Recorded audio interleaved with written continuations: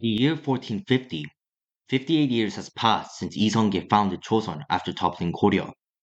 Having inherited the many social, economic, and political issues from the final tumultuous years of Goryeo, Joseon signaled not just the beginning of a new era and dynasty, but a transformation of Korean society by adopting Neo-Confucianism as a core moral and political philosophy, as well as an earnest effort to emulate the centralized, bureaucratic institutions of China.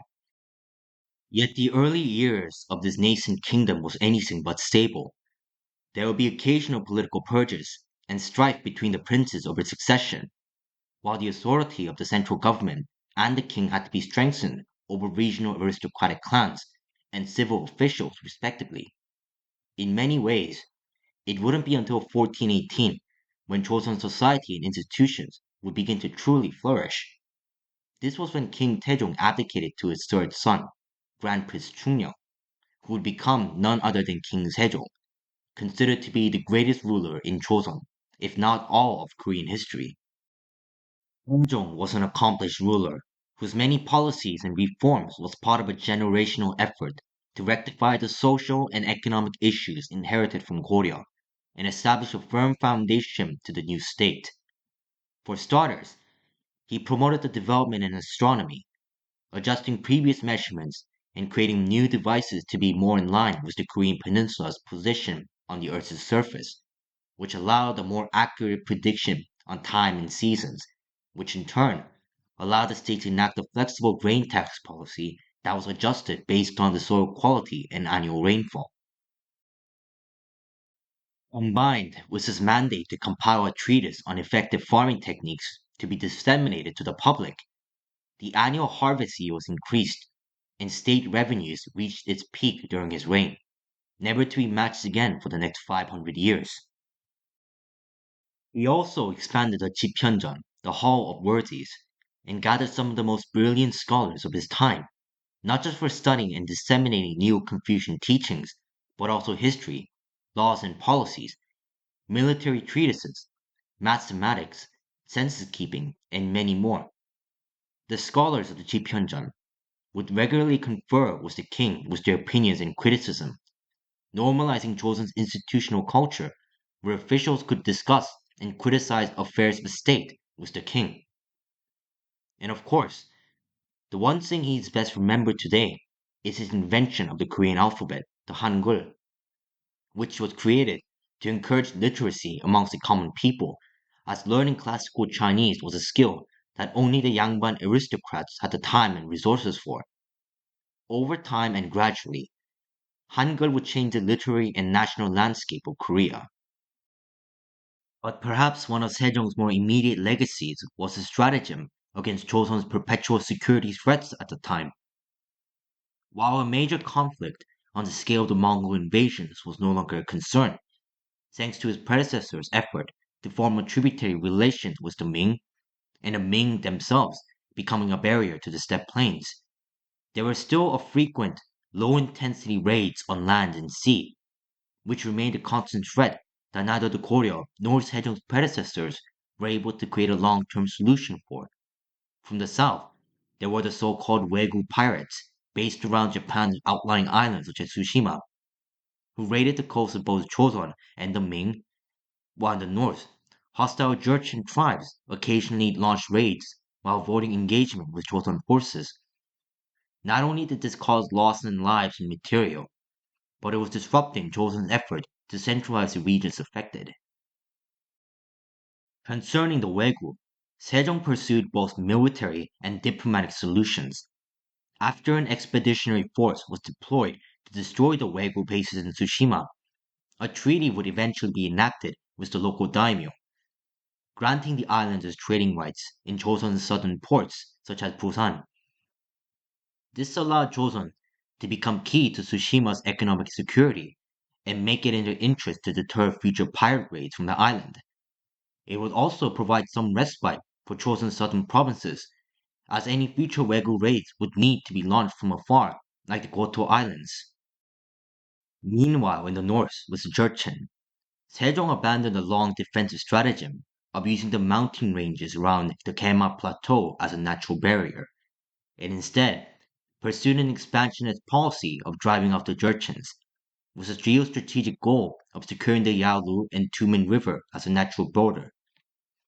Upon securing these objectives, permanent military garrisons, the Sagun Yukjin, would be established to bear the brunt of any future raids. Migrations and resettlements policies would be enacted to populate these newly acquired territories, while court titles, rewards, and tributary trade would be established with friendly Jurchen tribes, who would be called upon Ho, the border barbarians. These largely successful policies would remain the center of Joseon's strategic thinking for the next century and a half. As one can see, Sejong was an exemplar king, one who diligently sought the welfare of his subjects, strengthened the state, and laid many foundations of Joseon's institutions. One may dare say that the Confucian sage Mang Se would have approved of this Joseon king.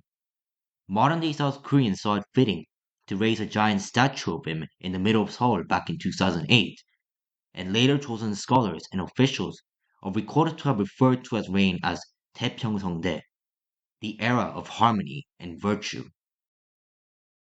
Yet, on a more personal aspect of Sejong, moderation would have served him better in his life.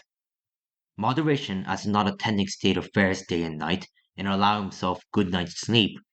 Moderation as in putting down the spoon once in a while and going out for exercise like his father, King Taejong, encouraged back in 1418. Throughout his years, Sejong was plagued with health issues such as diabetes and obesity, and in the last 8 years of his life, he would occasionally be bedridden until his death in 1450. The reason why this is mentioned is because in hindsight, Sejong's death, likely the result of his poor lifestyle choices rather than age, was one of the many untimely passings in the royal clan, creating a power vacuum that would lead to a political crisis. Sejong's eldest son and successor, Kim Munjong, would reign for only 2 years until his death from an illness in 1452, and he would be succeeded by his sole 12-year-old son, Grand Prince Nosan, who would later be remembered as King Danjong. Under normal circumstances, a king in his minority would not be an issue, as a queen regent would oversee state affairs until he came of age. Yet in Danjong's case, this was not possible, as all women of the royal clan eligible for regency were already dead by 1452.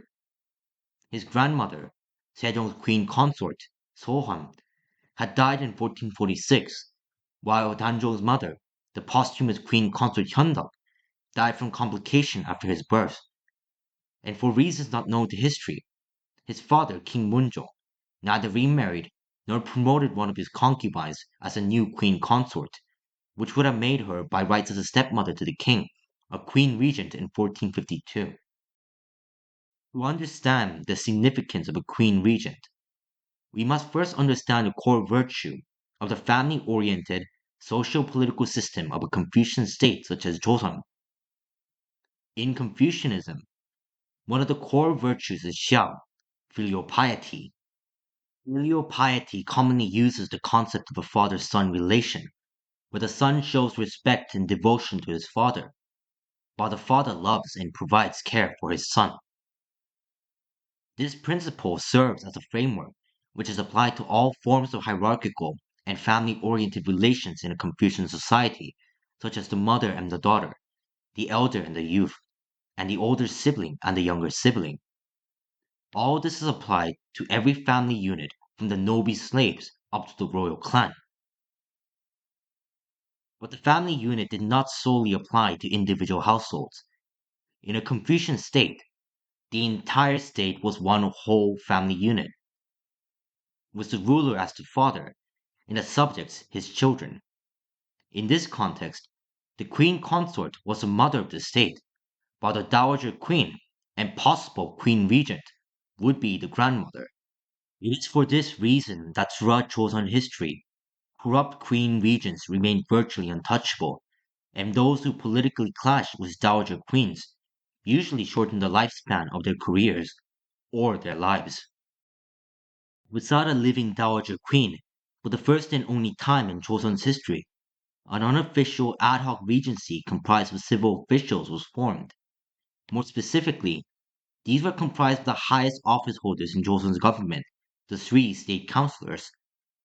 Amongst these men said to be entrusted by King Munjong were the left state councillor Kim Jong-seo and the chief state councillor Hwang Bo-in. Both men were venerable and respected officials who had served King Sejong, notably involved in the creation of the Yukjin by the Tumen River during his campaigns against the Jurchen. Despite this, as officials, they were still merely civil servants that advised and served their king, and lacked the familial and symbolic authority to deter ambitious figures within the royal clan. Indeed, due to this power vacuum, a little over a year later in 1453, one of the ambitious sons of King Sejong would take this opportunity to claim the throne for himself. This was Grand Prince Suyang, who would be remembered today as the seventh king of Joseon, Sejo. In the veritable records of King Danjong, on September 25th, 1453, the year of Gyeyu, the first article recorded on this day contains news of a conspiracy against the young king. A slave of a minor official, Kwonnam, reported to his master of what he heard from one of Councillor Hwang Bo's men. It had been revealed that Hwang Bo-in and Kim Jong-seo were conspiring to depose King Danjong and place one of his uncles, Grand Prince Anpyeong, to the throne, with the coup planned to be carried out sometime between October 12th and the 22nd. Kwonnam would share this revelation with Grand Prince Suyang, who would promptly gather his men and officials unassociated with Kim and Hwangbo. Initially, they sought to reveal this to the king himself, but fearing that Kim and Hwangbo's influence in the government was too great and that it would only allow them to bid their time and try again, Suyang instead opted to formulate a plan to put an end to that conspiracy before it could be carried out. And by October 10th, the veritable records reveal that Suyang and his associates had struck the first blow against Kim and Hwangbo in their own homes, and quickly moved to the palace to report to King Danjong of the conspiracy. The king would promptly appoint Suyang as a new chief state councillor, who would then proceed to form a new government comprised of officials that had aided him, rally the capital garrisons to arrest Grand Prince Ampyeong, and imprison, exile, or execute what remained of the would-be conspirators against King Danjong. In the following month, November the 4th, after it had been determined that all the rebels had been crushed, the new government would commemorate this event as the Gyeyu Jeongnan, which roughly translates to the pacification of the rebels in the year of Gyeyu, and as a reward to those instrumental in averting this political crisis, they will be recognized as the gongsins, the meritorious subject.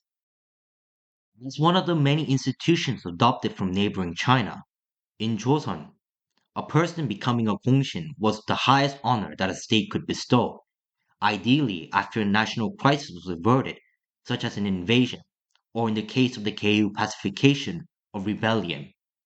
In one aspect, this was akin to modern-day civilian awards such as the US presidential medals, but the Gongshin would receive more than just a prestigious recognition, as they would also be bestowed a substantial reward borne by the state, and a socio-political authority which would fast-track them into positions of power. To understand the scale of what becoming Gongshin entailed, we will see the rewards bestowed upon one of the primary Gongshin, a first-degree Gongshin of the Gyeyu Pacification, none other than Grand Prince Suyang himself. Grand Prince Suyang was bestowed the Gongshin title of 광국 보조 정책 정난 Gongshin, bestowed a shigub from 1,000 households, the right to grain and labor tax from 500 households, 500 kyaul of land, 300 land slaves, an annuity of 600 sok of rice, 10 household slaves, 4 royal horses with saddles, 25 taels of gold, 100 taels of silver, 1 belt, 10 rolls of silk, 5 rolls of silk of both middling and lesser quality each, and 1 article of clothing. The rank of his sons was elevated by 3, and entered as honorary soldiers in the capital guards. It should be noted that Suyang received a lion's share of the rewards that dwarfed the other Gongshin, but for the sake of comparison, The other first-degree gongshin were rewarded the following. It is proper to bestow upon them the title of first-degree Jeongnan gongshin, record their portraits, record their meritorious service, appoint them to government posts, and bestow upon them lands. Raise the rank of their parents and wives up by 3, their sons by 3, and forego their civil service examinations. While to those without sons, let the same be bestowed upon their sons-in-laws and raise their ranks by 2. Bestow upon them 150 kyor of land, 25 land slaves, 7 government slaves, and 10 soldiers to guard their lives. Let these rewards be passed down to their descendants and permit them to refer to themselves as the descendants of the first degree Jeongnan gongshin. And even should they commit a crime, let them be forgiven for all time. As one might deduce, becoming a gongshin meant being part of Joseon's political elite with substantial wealth and opportunities for the gongshin and his entire family to enter Joseon's political life, all of which were provided by the state. However, for the gongshin of the Gyeyu Pacification, since many of his rebels have been prominent officials that were either executed or exiled, their lands, properties, and slaves, which were all based around the capital, were confiscated and bestowed upon the gongshin as a reward. Furthermore, the government slaves that are granted to the gongshin were in fact young family members of said officials who had been spared execution or exile on the account of their age and given the dubious mercy of being enslaved instead. In total, there will be 43 gongshin after the Gyeyu Pacification, and with the previous political power base dead, exiled, ruined, or enslaved, these men became the power base in Joseon politics overnight. And with his fellow gongshin, Grand Prince Suyang would continue to serve as the chief state counselor over the next 2 years, and continue to uncover further plots to usurp the throne from King Danjong, both within Joseon's government and the royal clan. Perhaps most shockingly of all, this included one of Sejong's concubines, royal consort He, who had raised King Danjong after his mother's death. She, alongside her fellow conspirators, would all be stripped of their titles and exiled, only to be executed 2 years later. After this incident, on June 11th, 1455, the young king summoned Grand Prince Suyang and his officials, and is recorded by the veritable records to have said the following. Because of my youth and ignorance of the affairs of the state, the treacherous were able to conspire in hiding, and there has been no end to the sprouts of rebellion. It is therefore my intention to pass on this tale to the chief state counselor. Despite the protests from his officials and Suyang's numerous refusals, King Danjong would abdicate the throne to his uncle, and on the same day, a ceremony would take place which would enthrone Suyang as the 7th king of Joseon. Now to interject, if all this sounded like bullshit to you, it was. As mentioned earlier, it was Grand Prince Suyang who sought to usurp the throne from Danjong, and the events of the Gyeyu Pacification recorded in the veritable records of King Danjong perpetuated the narrative of Kim and Hwangbo's conspiracy in order to portray Suyang's coup as a preemptive strike to protect King Danjong. Modern historians agree that the veritable records of Danjong, when it concerns King Sejo and the so-called Gyeyu Pacification, are full of distortions written by Sejo's supporters, and that in fact, that the conspirator and usurper was no doubt Sejo himself. But with respect to modern historians, we do not need to rely on them to know this fact. Despite the efforts to push Sejo's version of events for posterity, later Joseon scholars and kings rejected that narrative, and likely knew that Sejo had usurped the throne without justification. It is important to note, however, that officially within later Joseon government, this criticism fell short of posthumously establishing Sejo as an usurper, as every subsequent rulers from the Jeonju clan down to Emperor Sunjong in the early 20th century would be descended from him. It is important to note, however, that officially within later Joseon government, this criticism fell short of posthumously establishing Sejo as an usurper, as every subsequent rulers from the Jeonju clan down to Emperor Sejong in the early 20th century would be descended from him. However, King Sejo, upon ascending to the throne, had more immediate concerns than how posterity thought of his actions. But the coming backlash against his usurpation meant that he would have to devote all his attention to stabilizing his new role. On one hand, he would proceed to ruthlessly crush all oppositions while attempting to establish himself as a good and effective ruler through further societal and institutional reforms as his father, King Sejong, had. But in addition, to further strengthen his power base, the gongsins of the Gyeyu Pacification, he would break the norms of the criteria required for the state to bestow gongsin titles and decide to commemorate his own accession to the throne and recognize officials who were instrumental to that end. Therefore, almost every gongshin of the Gyeyu Pacification became a gongshin once again, this time as a tribe gongshin, and once again received substantial rewards in lands, titles, and privileges, solidifying them as the uncontested political elites of Joseon, and soon, a faction that would dominate Joseon politics for the next century, the Hungu.